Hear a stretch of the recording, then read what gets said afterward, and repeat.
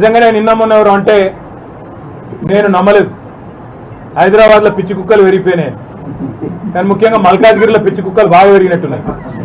లేకపోతే ఎవడన్నా మెడ మీద తలకాయనోడు గంట సేపు వచ్చి మల్కాజ్గిరి చివరస్తాల గుండగాలను వేసుకొచ్చి గంట సేపు ఇక్కడ ట్రాఫిక్ జామ్ చేస్తూ నేను ఇక్కడికి వచ్చినా నువ్వు రా అని చెప్పి బస్తీ మీద సవాల్ అని చెప్పి చిల్లర రాజకీయం చేస్తుంటే ఏం చేస్తున్నది పోలీస్ యంత్రాంగం అని నేను అడుగుతున్నా. మా ఎమ్మెల్యేలను అరెస్ట్ చేసుడు కాదు, మా నాయకులను హౌస్ అరెస్ట్ చేసుడు కాదు, ఏం చేస్తున్నారు మీరు ఈ గుండాగాళ్లకు నియంత్రించడానికి నేను అడుగుతా ఉన్నా. ఇలా ఒకటే మాట నేను అనేది, అసలు ఏమి అధికారం ఉన్నది కాంగ్రెస్ పార్టీ నాయకులకు మల్కాజ్గిరిలో? ఇవాళ ఇక్కడ ఎమ్మెల్యే గారు బీఆర్ఎస్ పార్టీ నుంచి ఉన్నారు, గౌరవ కార్పొరేటర్లు ఉన్నారు, వాళ్ళందరూ ఏ ప్రోగ్రాంకి పోయినారు? దేవుడికి గుళ్లకు చెక్కులు ఇచ్చే కార్యక్రమానికి పోతే అది కూడా కావాల్సుకొని మీ అడ్డాల పెట్టుకొని ఆడ పిరికి పందలైన మీ అనుచరులను పెట్టి గుండగాలను పెట్టి మా వాళ్ళ మీద దాడి చేయించి ఏం చేయదలుచుకున్నారని నేను అడుగుతా ఉన్న కాంగ్రెస్ పార్టీ నాయకులను, ఈ చిల్లర గుండగాలను. ఒకటి గుర్తుపెట్టుకోండి, అధికారం ఎవడి అబ్బసొత్తు కాదు, అధికారం ఎవడికి శాశ్వతం కాదు. మళ్ళా మా టైం వస్తుంది. ఇవాళ కట్టు బానిసల్లాగా పనిచేస్తున్న అధికారులు ఎవరైతున్నారో నేను వాళ్ళకి చెప్తున్నా, ఇలా రాసి పెట్టుకోండి.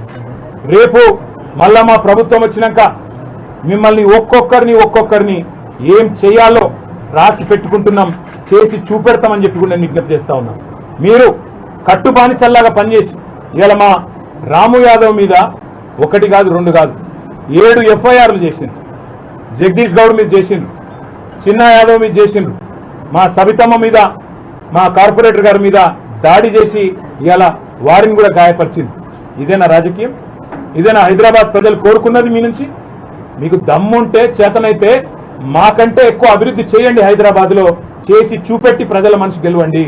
అంతేగాని గూండగాల లెక్క మల్కాజ్గిరి చివరస్తాలో కూర్చుంటాం, వచ్చినాం ఇక రా నువ్వు కూడా బస్తీ మీద సవాలని చిల్లర రాజకీయం చేస్తే హైదరాబాద్ ప్రజలు ఎన్నటికీ కూడా హర్షించరు. అందులో ముఖ్యంగా మల్కాజ్గిరి చాలా మంది విద్యాధికులు, విద్యావంతులు దేశంలోని వివిధ ప్రాంతాల నుంచి ఇక్కడికి వచ్చి ఉద్యోగాల కోసం, మిలిటరీలో పనిచేయడం కోసం, ఇంకా వేరే మరి పరిశ్రమల్లో పనిచేయడం కోసం ఇక్కడ వచ్చి స్థిరపడ్డ వాళ్ళు లక్షల సంఖ్యలో ఉన్న ఈ ప్రాంతంలో ఈ చిల్లర రాజకీయం, గుండాగర్దిని ఎవరు కూడా సహించరు. అసలు ఎక్కడ ఉన్నది ఈ రాష్ట్రంలో శాంతి భద్రతలు? ఇక్కడ ఉండే ఒక ఎక్స్ఎమ్మెల్యే డైరెక్ట్ గా పోయి సిద్దిపేటలో మా మాజీ మంత్రి హరీష్ రావు గారి క్యాంపు కార్యాలయం మీద దాడి చేసి అక్కడ ఉండే బోర్డులు ధ్వంసం చేసి హరీష్ రావును పెట్రోల్ పోసి తగలబెడతా అని చెప్పి బహిరంగంగా కెమెరాల ముందు మాట్లాడితే కేసులు పెట్టలేని సన్నాసులు, పిరికి పందలు ఈ రాష్ట్ర పోలీసులు. మీరు ఏమో అనుకుంటున్నారు కానీ పక్కాగా నేను చెప్తున్నా, రాసి పెట్టుకోండి. ఇవాళ శశిధర్ గౌడ్ అనే ఒక పిల్లగాడు రీట్వీట్ కొడితే ఆయన మీద కేసు పెట్టిండ్రు, కానీ పెట్రోల్ పోసి తగలబెడతా అని కాంగ్రెస్ చిల్లర నాయకుడు మాట్లాడితే వాని మీద కేసు ఉండదు. ఇదేనా నీ పోలీసింగ్? ఇదేనా పోలీసులు నడవాల్సిన పద్ధతి? అధికార పార్టీకి తొత్తులుగా, కట్టు బానిసలుగా ఇదే ఆ పనిచేసే పద్ధతి అని నేను అడుగుతా ఉన్నా.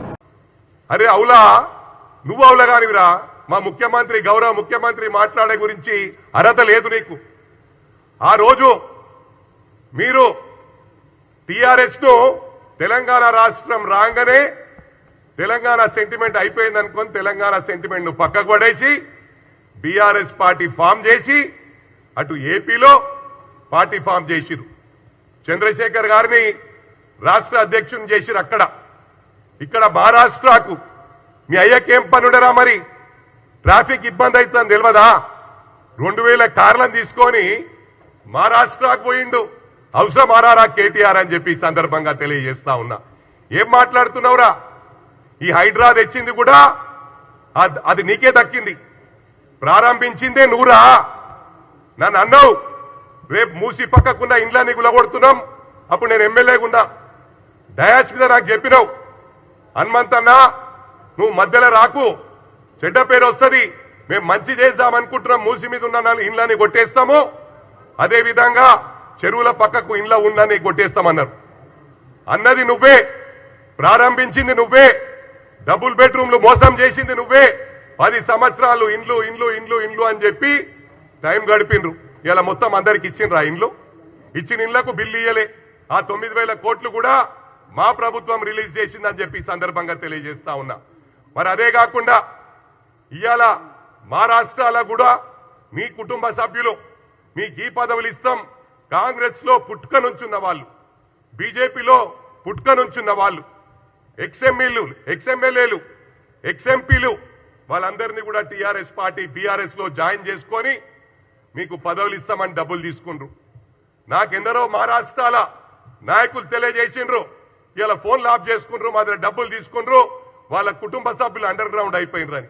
అదిరా మీ చరిత్ర కేటీఆర్ అని చెప్పి సందర్భంగా తెలియజేస్తా ఉన్నా. ఇక ఫోన్ ట్యాపింగ్ గురించి మాట్లాడితే సిగ్గు శరం ఉండాలిరా నువ్వు మాట్లాడాలంటే. నువ్వు చేసింది అందరికి తెలుసు. నా కుటుంబ సభ్యులే చేసినావు, నా గన్మెన్లే చేసినావు, నా దోస్తులే చేసినావు. నేను ప్రభుత్వంలో ఆ ఎన్నికలు రాకముందు కూడా ట్యాపింగ్ చేసిండ్రా. నీకు ఇదే పని. హీరోయిన్లు ఏం మాట్లాడుతుర్రు, వీళ్ళేం మాట్లాడుతుండ్రు. మొన్న జర్నలిస్ట్ సూసైడ్ చేసుకొని చనిపోయింది, ఆ ఘనత కూడా నీకే దక్కింది. ఏమన్నది అమ్మాయి ట్వీట్ చేసింది, నాకు ఫామ్ హౌస్ రాసిస్తా అన్నారు. ఫామ్ హౌస్ ఎంతమందికి ఉన్నాయిరా మీ దాంట్లో? పూర్ణచంద్రకు ఉందా ఫామ్ హౌస్? అరే మీ చరిత్ర మాట్లాడుకుంటా పోతే మీ ఇజ్జత్ మీరు తీసుకున్నట్రా, మీ బొంద మీరు దవ్వుకుంటుండ్రు.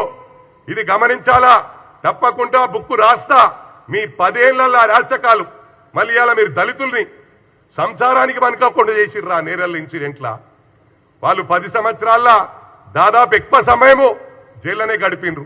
ఆయన ఉష్కే మాఫియాకు అడ్డంగా వాళ్ళు ఉన్నారని చెప్పి ఆ రోజు పోలీసులను పెట్టి టోటల్ పవర్ ను మిస్యూజ్ చేసి దళితులను వాళ్ళ పైన 3rd డిగ్రీ యూజ్ చేసింది. ఆ ఘనత నీకు దక్కింది. నువ్వు ఏం చేసినావురా? పెద్ద పడగొడుతున్నావు. ఇవాళ లా అండ్ ఆర్డర్ బ్రహ్మాండంగా ఉంది ఈ రాష్ట్రంలో అని చెప్పి తెలియజేస్తా ఉన్నా. ఇవాళ లా అండ్ ఆర్డర్ లేకపోతే మీరు ఉండకపోతుండే. ఇవాళ టోటల్ జీవితాలు, ఐఏఎస్ ఆఫీసర్ జీవితాలు, ఐపీఎస్ ఆఫీసర్ జీవితాలు నాశనం చేసిన ఘనత కూడా మీకే దక్కిందిరా.